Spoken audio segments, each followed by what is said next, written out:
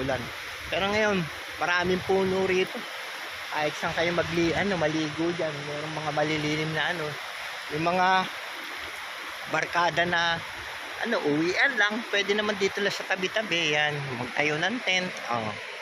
Libre lang naman dito. Yan.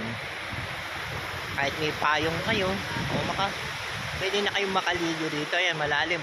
Lagpas tao yan. Mga 8 feet. Pero pagka summer, lang yan, umaabot lang ng 5 to 6 feet lang ang taas yan. Ngayon,